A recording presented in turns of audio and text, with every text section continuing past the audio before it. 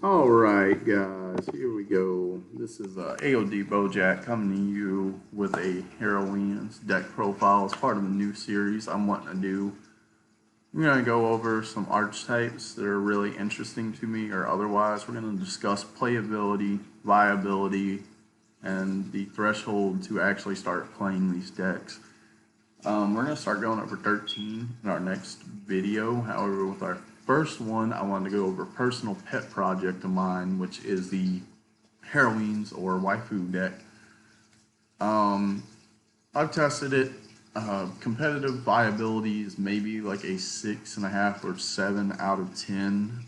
This deck really is for fun, especially at locals. Like, imagine going up against a tryhard and just giving them the business with about every character in this game that has been completely forgotten about recently.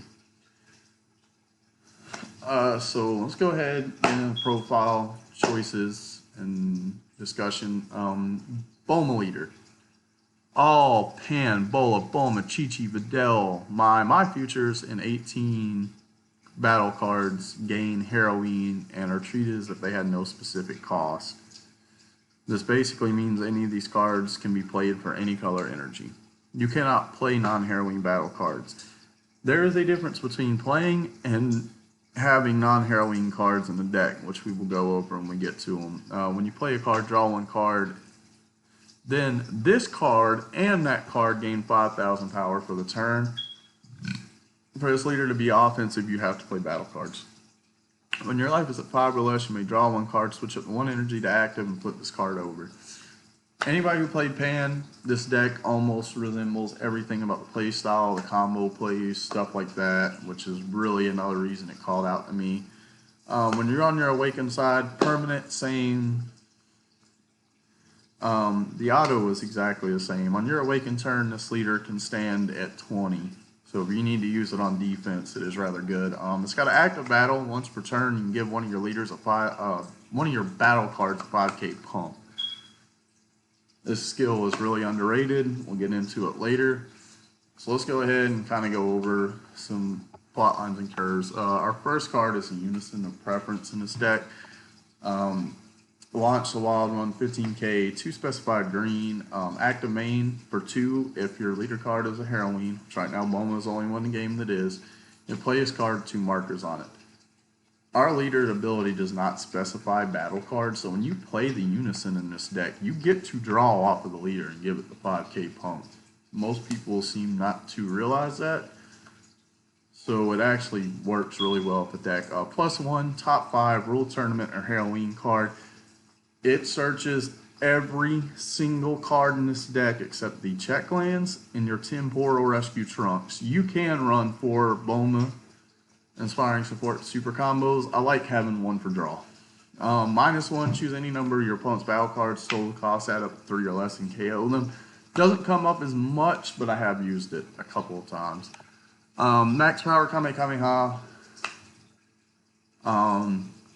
Big battle cards get cheated out in this game constantly. This checks them. If you negate the attack, you can send over 4 cards from your drop to your warp. Bring Max back to your hand. It's really easy to do in this deck because it has no access to Overrealm. And once you really get into the late game, you can use this and still use Power Burst tapped out pretty easily. Your SCR, Lineage, active main for 5, remove this card in your drop from the game, choose any number of heroine cards in your hand with energy cost of 5 or less and different names, whose energy cost add up to a total of 10 or less and play them. Choose one of those cards that gets 5 for the turn. If your opponent active battle, if your opponent has 3 or more energy, you get to choose one of their battle cards. The energy cost is 7 or less and gain control of it. This card steals games. It is generically good. People who absolutely shit on this card, I don't understand it. Boma Inspiring Support. When this card is played, you can draw. So technically, it's another card that files into the draw 2 cantrips for the deck. If your leader is a rule tournament or heroine, by the way, most of those decks generally draw well. When this card's used in a combo, it gets 10,000 combo for the battle. And if it's your opponent's turn, it gets an additional 2,000 combo power for each color in your energy. It is very easy for this card to be 16 to 18 combo power in this deck. I had it be 20 a couple times. Super niche. Generally, this card's going to land on defense at a 16k combo. Power Burst. The reason we love Bulma so much is Power Burst gets your super combos back from the drop. If you're tapped out, you got 5 cards in your drop, you can take a life to avoid the double strike, grab the super combo. Best use of Power Burst right now. Beautiful synergy. Senzubin, the card will not die. For 1 blue energy, you get an untap 2 and get 5,000 power to a card for the turn. You're generally going to be using this in this deck on defense. Promo, Chilai, behind the scenes, heroine. This card's played from your hand, draw 1 card. If your leader is a heroine card, negate this card's skills for the game. This card made the Great Saiyaman 2 skillless engine a lot more viable because it literally, you tap 1, draw 2, it's blanked. Next turn, it becomes a bounce target for your Great Saiyaman 2 because it's skillless. We chose Bulma, Life on Namek. This card's played, you get the top 5 cards of your deck. Add 1 green unison card with a specified cost of 2 or 1 green Saiyan with an energy cost of 3 or less. We use this mostly to find the unison, but our other target is the Great Saiyaman 2 Budding Hero. When you play it, draw 1, then look at your top 5. Don't do it the other way because basically that allows you to search 6 deep instead of searching your top 5, shuffling, and then drawing your card. Stack your autos, kids. Heroic Videl, Duo Videl, leader gets pluses off playing on opponent's turn. This is just a simple 1 cost negate, comes into play. Gives your leader a +5 bump, you draw a card, combo it off on the next tax. Basically just cycles, depends. Blue Hate. We got 2 heroines. We got Mai and we got Chi-Chi. We play 2 of each. And if we can counter blue, it's great. If not, they're barrier 1 drops, so they kind of stick on the board. They're 1 cost, draw 2s with the leader. And you can just combo them off when you need combo power. 1 Tempora Rescue Trunks, Sparking 5, draw a card, just to help cycle through the deck. This is the first card I mentioned. You're not ever playing this card in the deck. So any thoughts or restrictions you have about the leader not being able to play non-heroine battle cards, you can definitely use this card for combo. Same with the Android 17. This deck has a weird identity between needing Senzubin and having to pay 3 for Rosie because she's not one of the cards that's unspecified. Rosie's the best battle card in this deck. That's why we run the 17 check lands, so when we get to turn 3, we can play Rosie, Awaken, untap this card, which is a blue, which allows us to go into Senzubin and have a powerful defensive turn as well. 3 vanilla Chilais, Great Saiyaman 2, turn 2, you ain't got your unison, you tap 1, you play Saiyaman, you bounce Chilai back to your hand, bring out the 2-drop Chilai from the deck, give your +5 to Great Saiyaman 2. You drew a card, brought the 1-drop back to your hand, so you +2 and you play 2 20k bodies on the turn. Very strong tempo play. 2 launch inspiring support. If your leader card is a red Earthling or a heroine, end of the turn when you combo with this card, you can tap energy, play it. You know the routine, draw a card. Pan, Heroine's Lineage, second promo. Hopefully these are going to be cheap. I don't see a lot of people wanting to play this. With the Son Goku GT thing, there might be a hang for some of these lineage decks to get free blockers because they can use them because they're kind of fragile.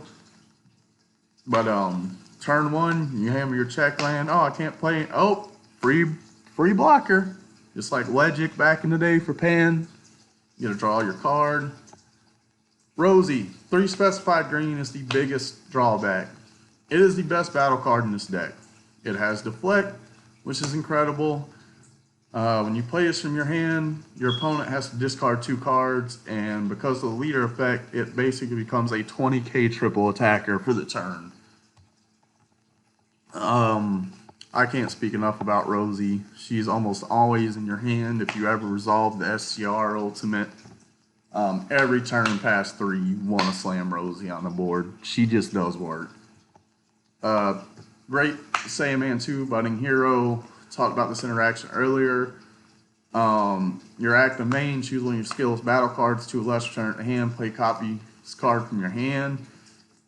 You bring it out, your leader, you get your 1-drop back, so you draw 2, and then you gotta bring out your 20k Chili from the deck, so you got 2 20ks on the board for 1 energy, and you plus the card. This is more for the aggro setups, or possibly like you're only backing on defense if you use the ult from Lineage.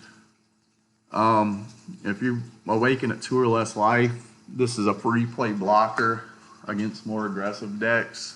So, you know, it kind of cycles and it gives you a 20k blocker to play defense with. You can also use it with the SCR. When you play this, Android 17 and 18 Bringers of the Apocalypse is a triple strike with deflect. Big thing there. If you or your opponent has a skill list, you can reduce the cost of this card by 1 in your hand. When it's played, choose any number of you and your opponent's battle cards and unison cards, ignoring barrier, and negate the skills of those cards until the end of your opponent's next turn. You get to choose, so you ain't got to choose to turn off any of your stuff. But what it basically does is it can turn your own battle cards into skill-less cards, and that becomes a thing because its active main is you can place this card in the battle area, and then choose 2 of your skills battle cards. The energy cost 4 less, switch them to active.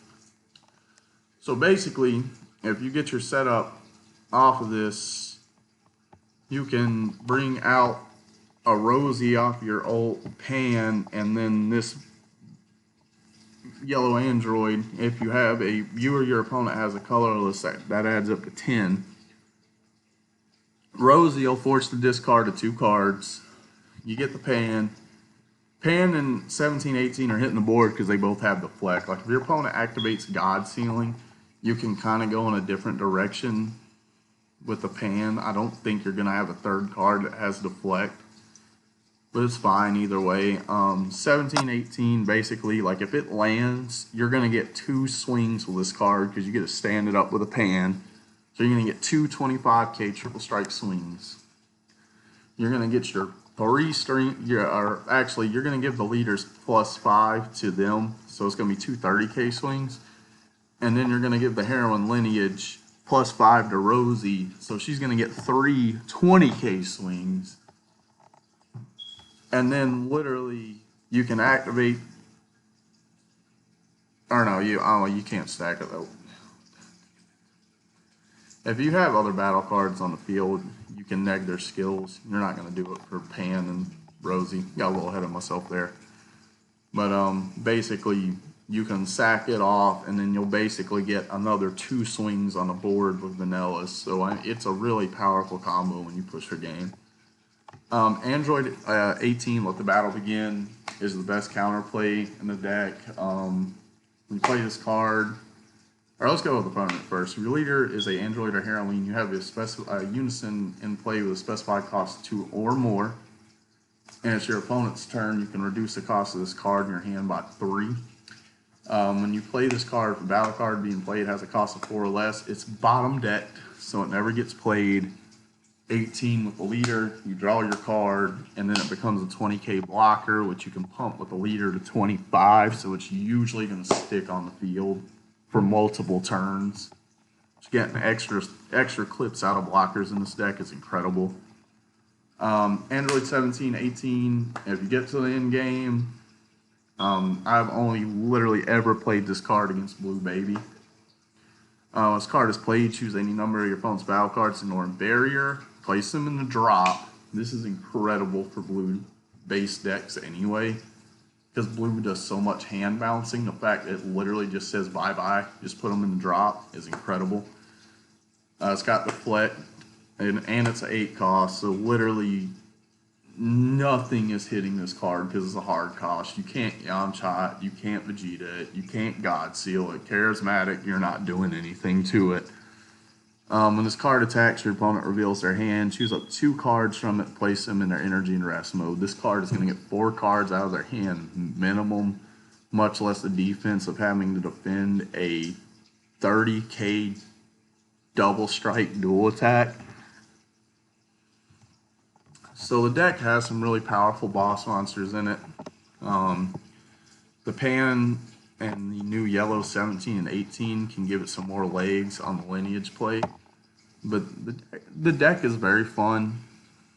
It's definitely a locals deck. I don't think anybody's ever going to place, at least not now. It could get way better in the future because literally so many, like just any Pan, Bola, Bulma, Chi-Chi, Videl, Mai, or 18 cards, like any new androids they print can almost immediately be included in this deck to some degree and just make it better. But thanks for listening today. Comment suggestions on the post. Let me know what y'all think. Probably gonna start moving in tomorrow with more stuff. I'm probably gonna go over one of my favorite archetypes in 13, King Vegeta, with a little twist. Thank y'all for sticking around. AoD Boujack signing off. Peace.